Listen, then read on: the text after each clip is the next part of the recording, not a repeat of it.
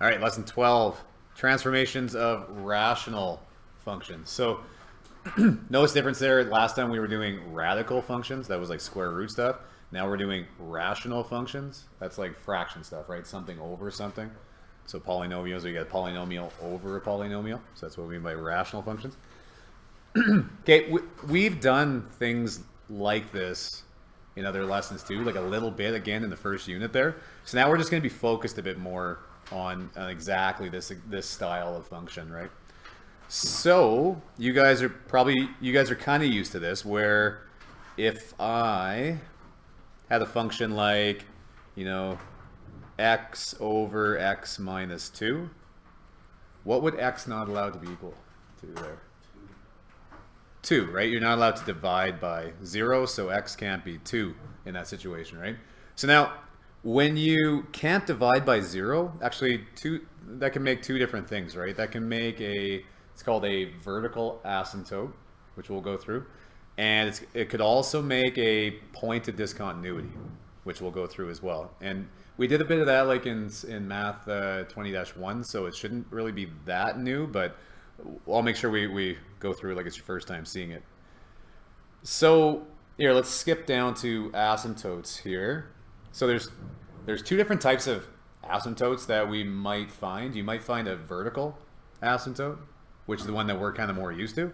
And then the other one that we haven't really talked much about is going to be horizontal asymptotes. Okay, so horizontal being this way, vertical being that way. You look out to the horizon would be for horizontal.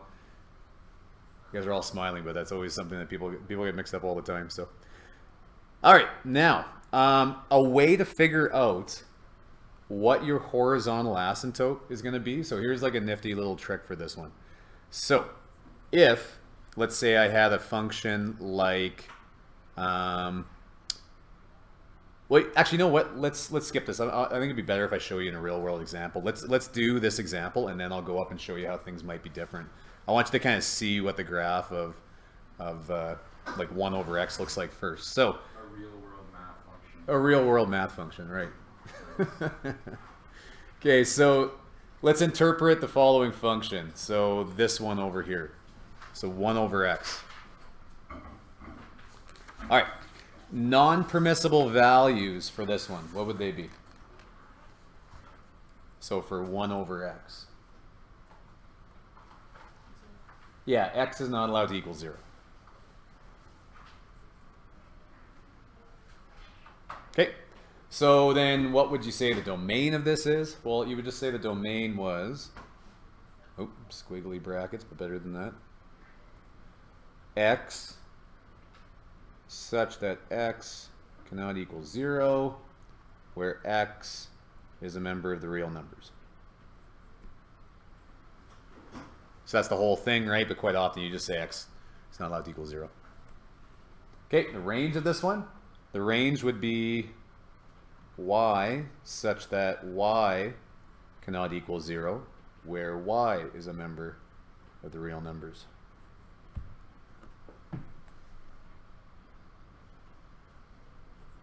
Okay, now asymptotes.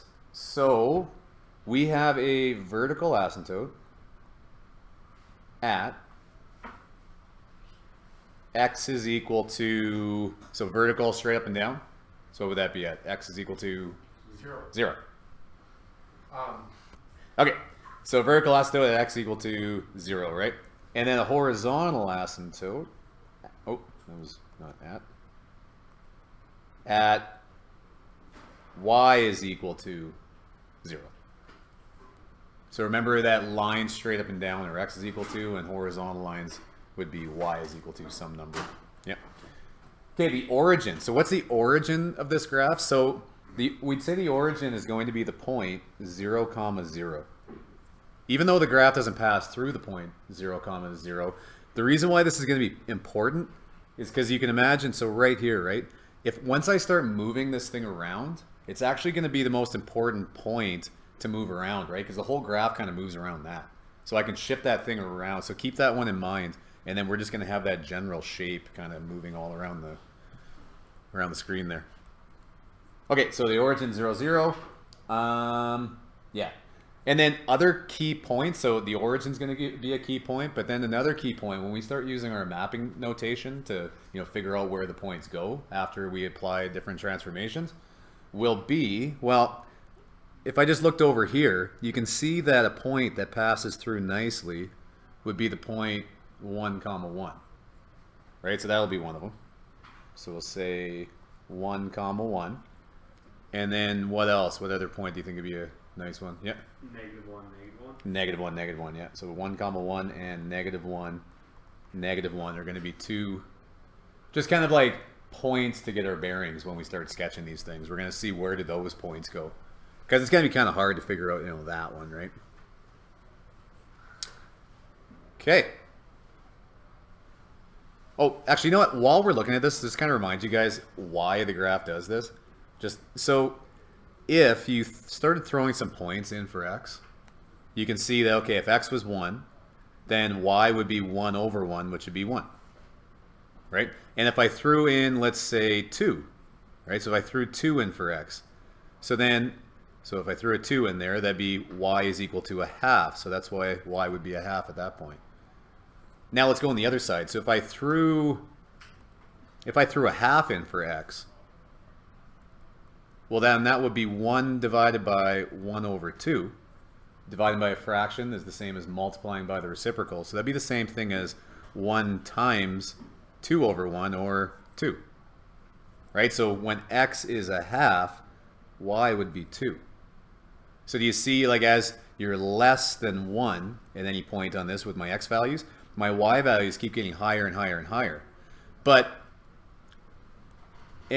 once I keep going like farther and farther this way, getting smaller and smaller x values, I can never get to 0, right? Because once I can't divide by 0, right? So I can never get this number to actually be 0, but I can make it as close as I want. It could be 0.00000000000, like to a million ones if I want. That's allowed. But as I'm getting more or a smaller and smaller number, I'm dividing by a smaller and smaller number. The y value that comes out is going to be a higher and higher y value, right? So it's approaching infinity, right? The closer and closer and closer I get to 0, the closer and closer and closer my y value gets to infinity. Does that make sense? Okay, and then just quickly, let's look on the other side here. It's the same type of idea, but we're just bringing negatives into it. So if I threw -1 in for x there, that would be 1 over -1 is -1. And it's just the same concept. So if I threw in 2, that would be, or sorry, -2, then that'd be 1 over -2. So that'd be -1/2, right? So -1/2 at that point. And then you just get the same concept going the other way, right? So that's really what's happening there with these graphs. All right. Next one. So it says sketch the graph of 4 over x. And it says identify the characteristics of the graph, including a description of the transformation of the basic graph, the non-permissible value, and the end behavior of the graph around the non-permissible value, as well as the end behavior. Oh, sorry, that was just behavior of the graph. Okay. So let's just write it down again here first. So what we want to do is we want to say, okay, when we took our original just kind of base function graph of 1 over x, right? That's what we're basing our transformations on, is the graph on the last page. So we're basing it on this one. We're going to start stretching this and translating it, right? Like kind of moving it around everywhere. So we want to say what happened to get from this graph into y is equal to 4 over x. Anybody know as far as like vertical stretch, vertical translation, horizontal stretch, horizontal translation? What happened? And it might be a little bit like hidden, like in this, the way it's written right now, but we can see it. Like stretched by 4? Yeah, it would be stretched by 4. And maybe this would help to kind of write this a little bit different. This would be the same thing as saying y is equal to 4 times 1 over x. And now you can see it, right? The number out front, that's our stretch factor, and that is our f of x, like in our equation, right? So that on these type of functions, the top number really just will be our stretch factor. But vertical, right? Yeah, but vertical. Yeah, so it's going to be our vertical stretch factor. So we can say that we have a vertical stretch of 4.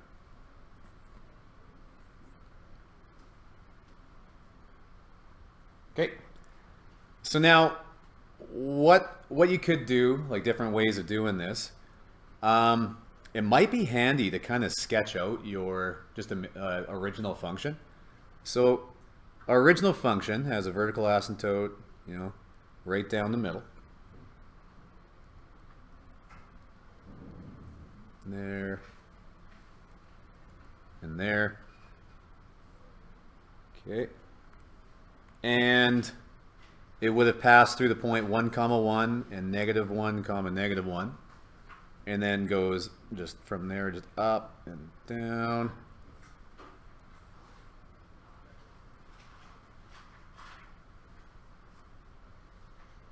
Okay, good enough.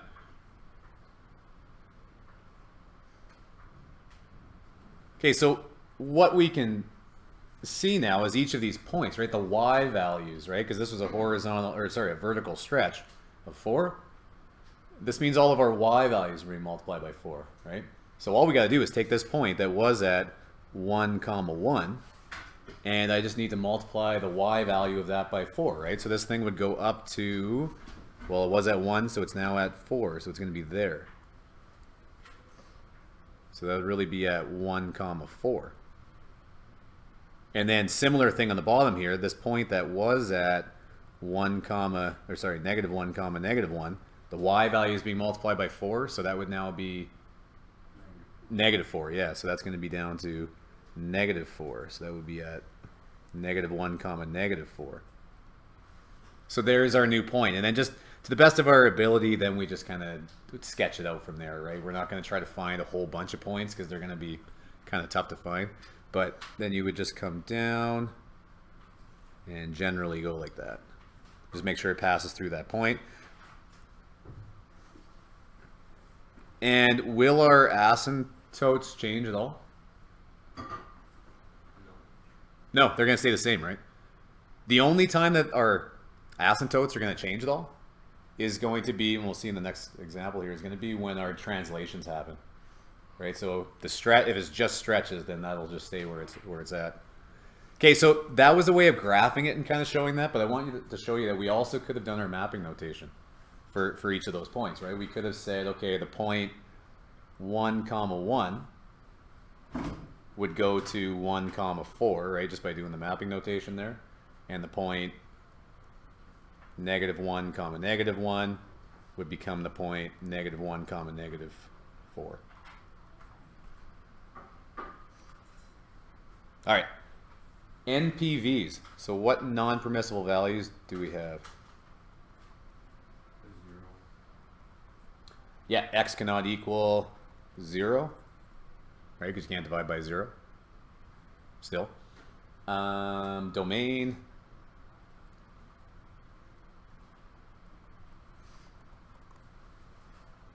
So the domain here would just be, again, x cannot equal 0. The range would be y cannot equal 0. All right, now let's just look at the end behavior.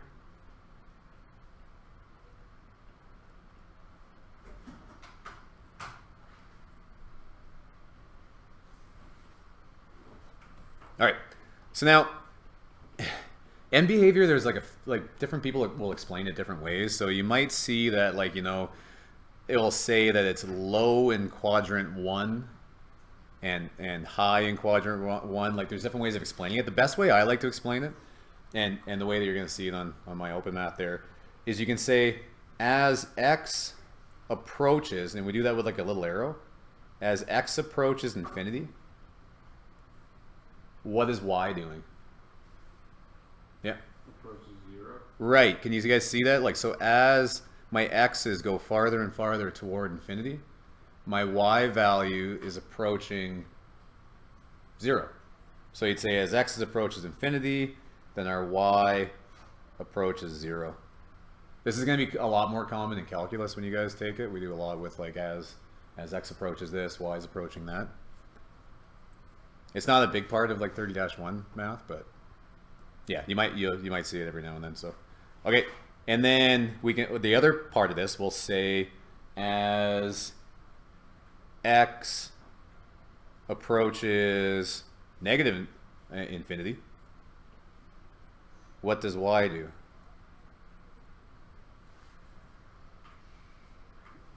Approaches 0. Yeah, so it's approaching 0 as well, right? So as x is going farther and farther to the left, our y is getting closer and closer to 0. Okay, and that's probably good for now. I'm gonna show you guys. Well, I will show you the other one too, because I think you guys would be good with it. Again, like the next thing that we do, if it was more calculus, is we'd say as x. I'm going to write this. Sorry, I'm going to write it over here. Hope you guys have more room.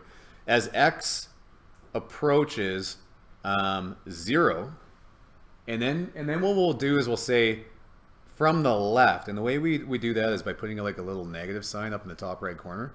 So it says like as x is approaching 0 from the left side, what is y doing? So then y would be approaching. Yeah. Would you say Or negative. negative infinity? Yeah. So from the left, as my x's are moving this way, then my y values are getting closer and closer to infinity, right? They're going down and down and down.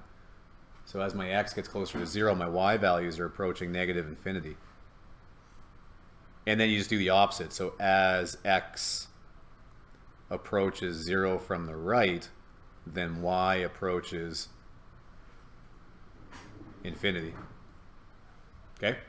So like I was saying, you guys won't be tested like, on that very often, especially like that notation, but it's a good thing to know because we're going to do that quite a lot in calculus. So, okay. Now, sketch the graph of this function using transformations and identify any important characteristics of the graph. All right, so what do we got going on here? So we've got, I'm just going to write it again. So we've got, well, again, we're going to base it on y is equal to 1 over x. Right, so what happened to get y is equal to 6 over x minus 2 minus 3? So we've got a same idea as last time there. Vertical stretch of what? 6. Yeah. So vertical stretch of 6. We've got a horizontal translation of, see if you guys can see this one. Yeah. Horizontal translation at 2. Do you guys see why? Our original function there was 1 over x. Remember how it was like attached to the x when we did our horizontal translation? So the x is in the bottom. So if you replace the x with x minus 2, then it's still going to be that same thing, right? So instead of being minus 2, it's going to be 2 to the right. So it's going to be a horizontal translation of 2 or 2 right. Okay, and then a vertical translation of, yeah, -3 or 3 down, yeah. All right, so now what we can do is, well, different things. So with these ones, I'll show you both methods. So the other, like you can always do the mapping notation, right? So we can figure out from this mapping notation, where did that point 0, 0 go? Where did 1, 1 go? And where did -1, -1 go, right? And you can do it all for that, and then you can sketch it out. But the other kind of nice, easy way to do it is if I draw, well, my original crosshairs are at 0, 0, right? We can actually get away on this one by doing the translations first to figure out where that crosshair moves, and then do the stretch from there. But I'll show you, just gotta be careful about one thing if you're gonna do it this way. So let's move this thing just doing our translations first. So this thing moved 2 to the right and 3 down. So it goes over 2 and 3 down. So that's my new origin right there. And then from that, what I can do is I'll make my asymptotes. So make a dotted line going all the way down. and the dotted line going this way.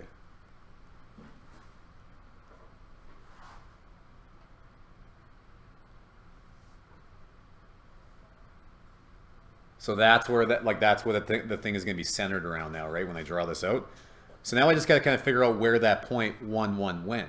So what I can do is imagine that the point 1, 1, if I had just shifted this thing down to here, would have been right there, right? It's like one box away. It's like over one, up one. And then the other point would be there. Now notice like the real point on here isn't actually 1, 1 anymore, right there. It's actually 3, -2. Like that's where that point is, like if I was actually plotting that point. But I'm just comparing it to my new origin at this point, right? Just to kind of make life easy. Okay?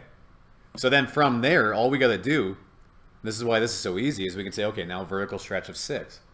So basing that on where our origin is, though, like if this was the point 1, 1, then this would actually just go up 6. So it would be 1, 2, 3, 4, 5, 6.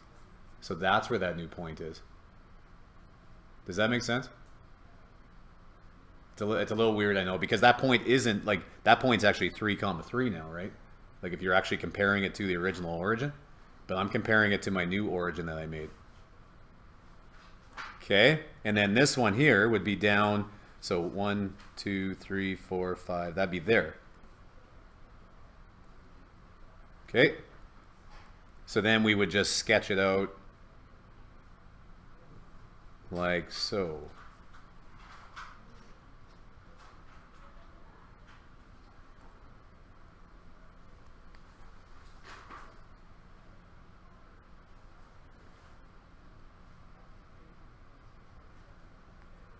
Now, like I said, just careful on this one, because typically, some of you guys are probably confused because I was telling you in other units that we had to do SRT, right? To make sure our order of operations was correct. We'd have to do stretches, reflections, and then transformations. But I just did the transformations first, and then I did this, and then I did the stretches, right? So it's like my order of operations is wrong, and it would be wrong, but it's not, because I'm comparing it to my new origin, right? And I'm just kind of going off of those numbers, so it still works out, if that makes sense. So this is like really the only time that we're going to get away with doing this is with these rational functions ones. Other than that, typically always go SRT. But then I do want to show you that we also could have done our mapping rule, right? And if you like the mapping rule better, just do that, right? We could have said, just using our info from above, that we had the point x comma y would become, well, so vertical stretches, so that'd be x plus 2 comma 6y minus 3. Okay, and then if we do that, we could have put in the 3 points that we like. We could have put in the point 0 comma 0, and then we would have gotten out 2 comma -3. We could have put in 1 comma 1 and gotten out 3 comma 3, and we could have put in -1 comma -1 and got out 1 comma -9. Those are these points, right? So the origin was 2, -3. That's that right there. 2, -3. 1 comma 1 became 3 comma 3. And this one became 1 comma -9 for that point there. So if you like that, good, because that's exactly what we've been doing in every other unit, do that. But if you like the short, move the crosshairs and then go from there, do that one. So you kind of have 2 options. All right, now, graph the function this, right? So before we get going, using this example, what I want to do is explain where we find our horizontal asymptotes now, because we're going to introduce one of those now. So if you guys just look back to here for a minute, up to this one, there's 3 different cases. So I'm going to show you all those cases. So and if you guys could actually go up to this part too, and then you can like write these examples beside it so you can see it.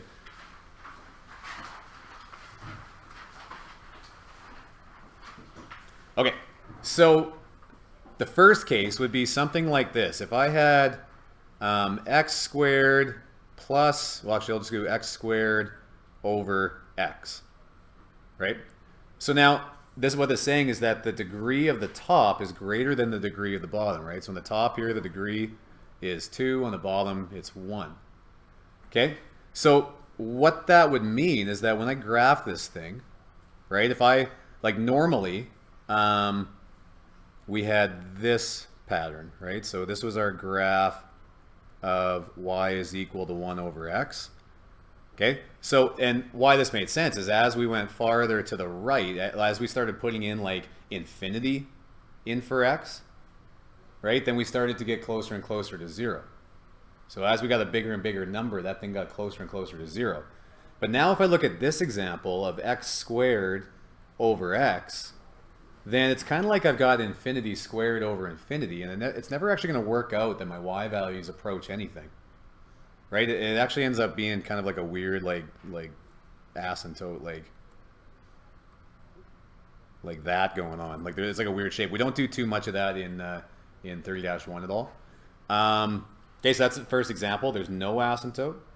If we had the degree of the top is less than the degree of the bottom, then we're going to get a horizontal asymptote at 0 for all the reasons that we were just explaining, right? As you get closer to infinity with your x, then your y value becomes 0. So you can imagine that no matter what I had in the bottom, if I had like, well, even this, if I had x squared plus 2 over x to the 3 plus 1 or something like that, and I start throwing in numbers for this, so if I threw in infinity or like, you know, a really, really big number into this one, right? So let's say I threw in into that number, like really, really big number.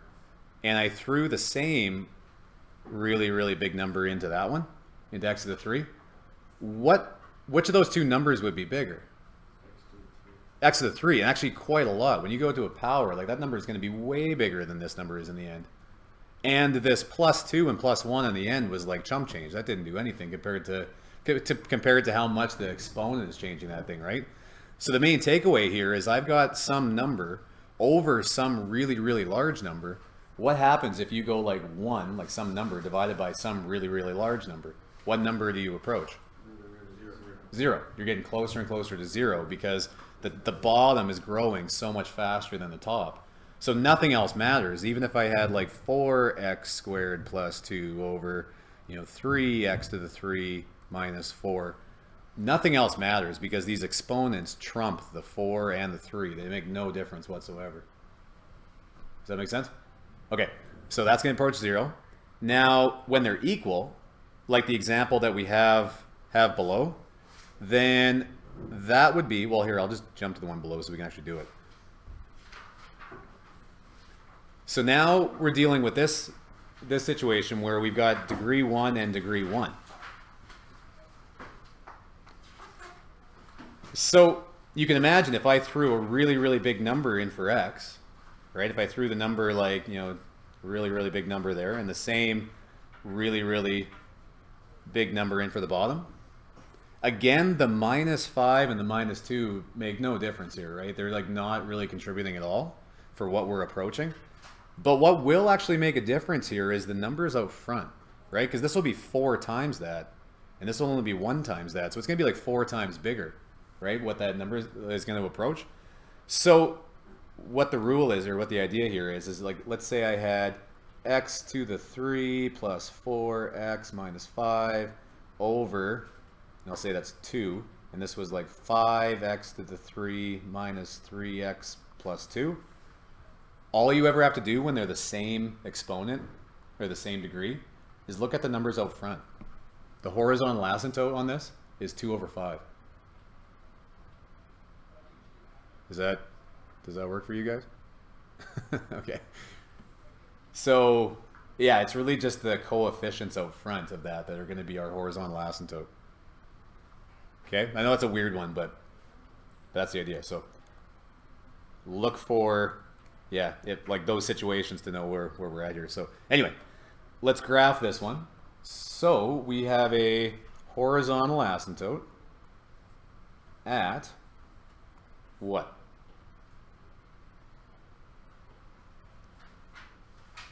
Horizontal asymptote at 4. Yeah, so we got horizontal asymptote at 4. We've got a vertical asymptote. Here, I should say horizontal asymptote at y is equal to 4 would be better. We've got a vertical asymptote at x is equal to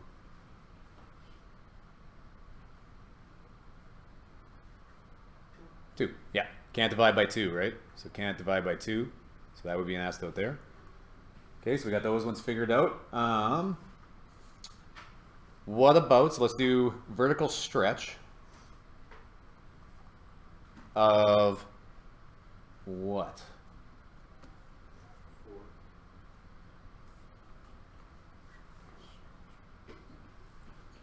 4. We are going to go with the idea of the vertical stretch of 3.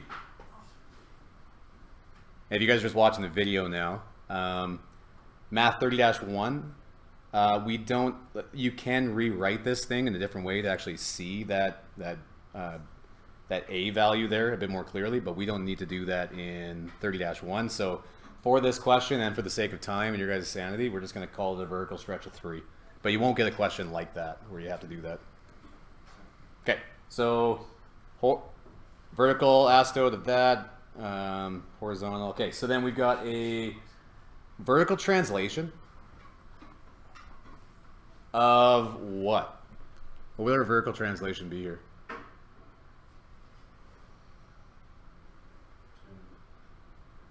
Yeah. Yeah, so if we got our vertical asymptote of 2, right, then the whole thing is moved over 2 to the right.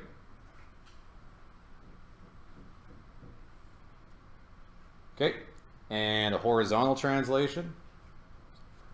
Oh, sorry, other way around. 4 up. Yeah. 4 up. And then a horizontal. You didn't have to say yes. Horizontal translation of 2 right.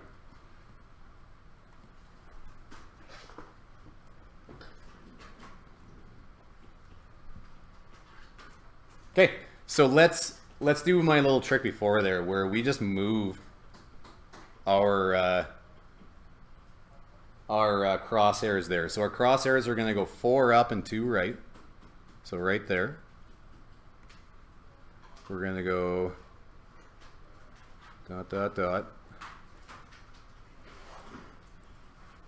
And then the point that was at 1, 1, 1 and -1, -1 is going to be, well, it's going to have a vertical stretch of 3. So that one's now just going to be up here. And then -1 times 3 would be down here. Oh, that was 4, sorry. 3. Okay, and then sketch it out.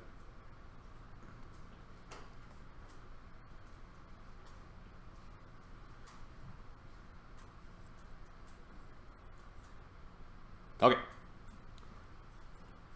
Good enough for this one. Let's move on to the next one there. All right, so now consider the graph of the rational function y is equal to 1 over x squared. So now the difference here is just the x squared part.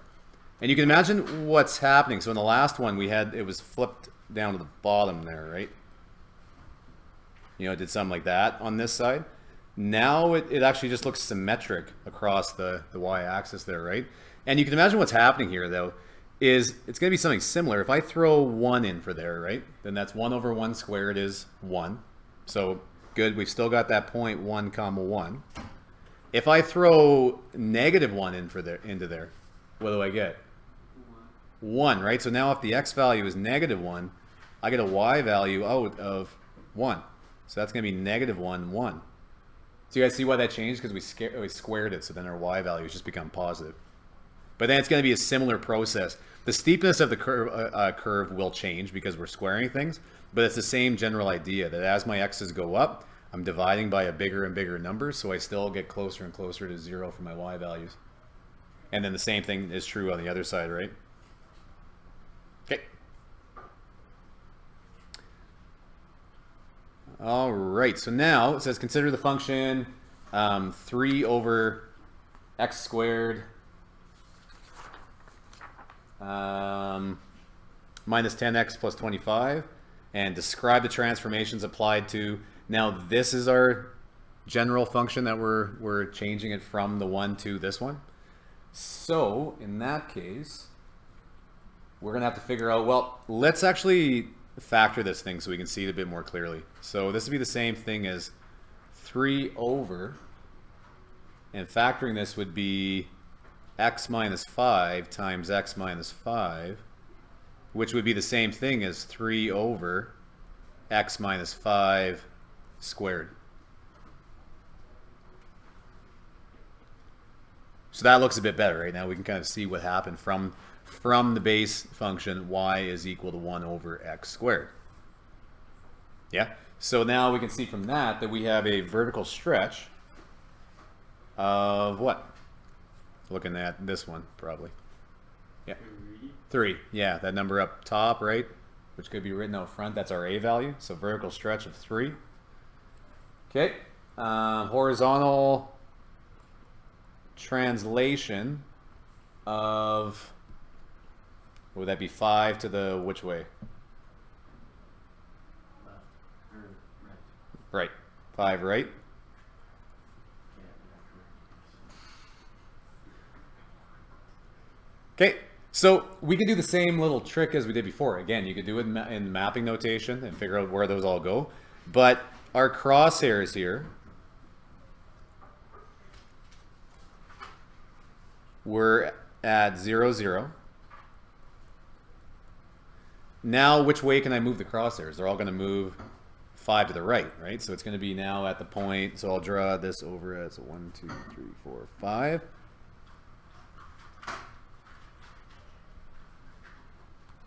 And the point used to go through here, but we have vertically stretched that point by 3. So that point would now be up here. And same on the other side. The point was here on that side of that one, and now it's up there. And now just sketch it out.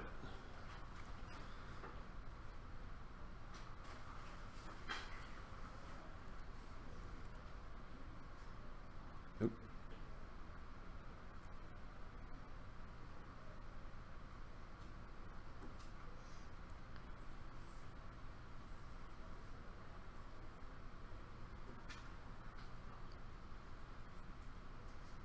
Okay. On to the next one. So consider the function h of x is equal to 2 minus 1 over x plus 4 squared. Okay, right off the bat, I'm going to rewrite this so it looks a bit more like what I'm used to. Let's write this as the same thing as negative 1 over x plus 4 squared, and then plus 2.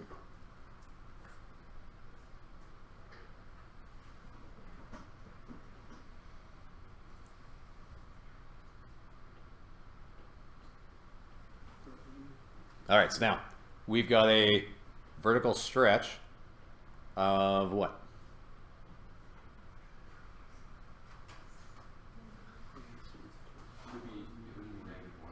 Yeah, you could say that's kind of why I wrote it down at all. Like you wouldn't, there is like it's really 1, right? There really is no vertical stretch there, but you could if you like to. It is really like -1, right? Vertical stretch of -1, which would really just mean that there is a reflection in the x-axis, right? This thing is flipping over the x-axis.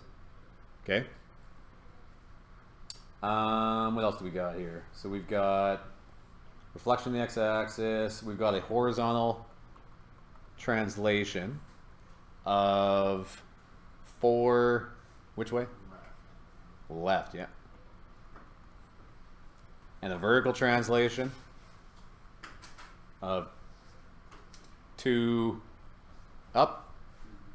Yep. Okay. So again, quick and easy way to do this, I think, is to go 4 left and 2 up and draw new crosshairs. So 1, 2, 3, 4, and 2 up. So that is our new origin.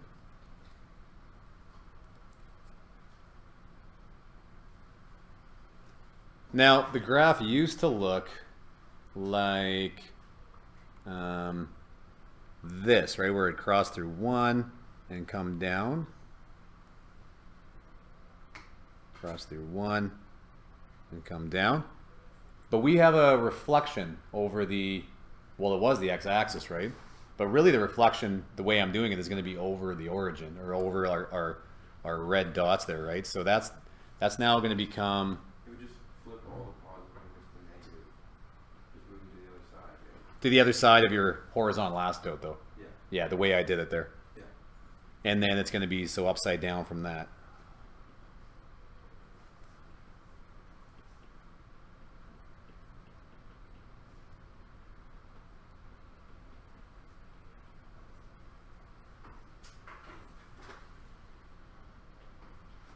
Okay, now let's, while we're doing it, because sometimes we're asked to look on this graph, what is the x and y intercept of this thing? Well, you guys have been doing that for a while, right? If I was going to find, let's say, the x-intercept, then what would I do here? So x-intercept of y is equal to -1 over x plus 4 squared plus 2. So if I was looking for the x-intercept, what would I need to do there? Yeah.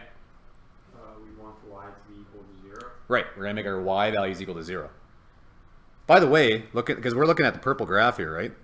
What am I expecting? Expecting how many answers here? 2. Expecting 2 answers out of this, right? So let's see if it happens.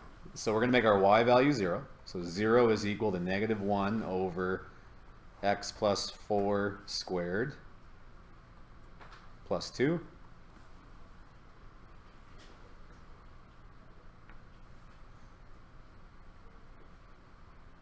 Okay, I'm just going to move that whole chunk over here. So now we're going to have 1, like +1 over x plus 4 squared is equal to 2.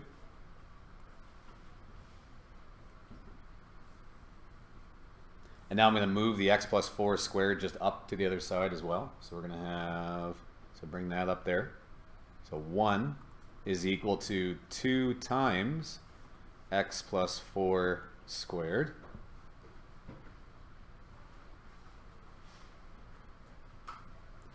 Now I'm going to divide both sides by 2. So divide by 2, divide by 2. And we're out of the room, so I'm going to carry on up here. So far what we got is 1/2 is equal to x plus 4 squared. So what's my next step? Square root, right? We gotta get rid of that squared, so we're going to square root both sides. And then what happens when we take the square root? What thing do people always forget here? There's 2, just positive and negative. Right, there's our 2 answers, right? We're expecting 2 answers. It's coming from the positive and negative version of this. So this is really plus or minus the square root of 1/2 is equal to x plus 4. Okay, and then very last thing, we're just going to go -4, -4. So we've got plus or minus the square root of 1 over 2, and then -4 is equal to x. And that's my answer. You just leave it that way, right? Because when you actually take the square root, then we're going to end up with decimals. This is the most accurate way to leave it. Okay, and then the y-intercept.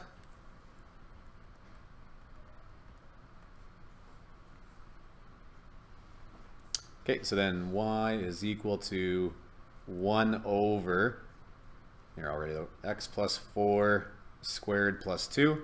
So if we're looking for the y-intercept now, what do we make 0?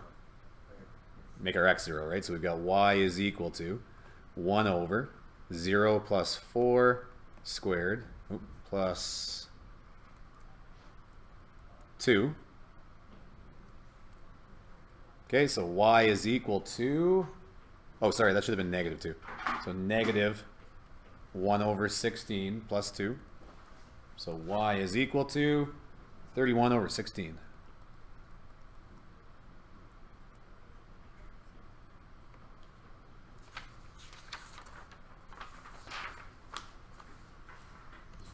All right. So a mobile phone service provider offers several different prepaid plans. One of the plans has a $10 monthly fee and a rate of 10 cents per text message sent or minute of talk time. Another plan has a monthly fee of $5 and a rate of 15 cents per text message or minute of talk time. Talk time is billed per whole minute. All right, represent the average cost per text or minute of each plan with a rational function. Okay, sounded super confusing. It's not too bad though. Really what they're saying here is that let's say the first plan, I'll call C1, would be, well, that was $10 monthly fee. That's like our constant term, right? It's $10 no matter what. So that's going to be like $10 plus, and then 10 cents, so 0.10 times n, right? Like the minute, each minute. Or, yeah, per text or minute of talk time. Yeah, so that's what n is. And then it says average cost per text or minute of talk time. So that would just be that amount, right? Like the top here is like a dollar amount is what you've just figured out. And then that's going to be per n, per text or minute of talk time.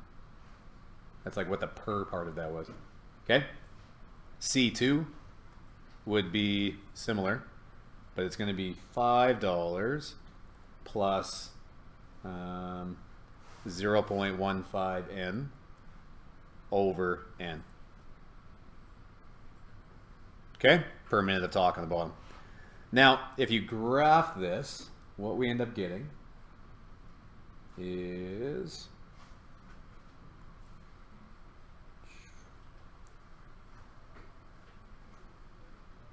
okay, so if this was like C1, the graph for C1, then the graph for C2 would be a little below, across there, oh, and then whatever, you get the idea. Oh, we gotta do that anyway. Okay, and then a little above by the time it goes past that point. So they cross, like if you actually graph this, you can see that they cross or they intersect at the point 100, comma 0.2.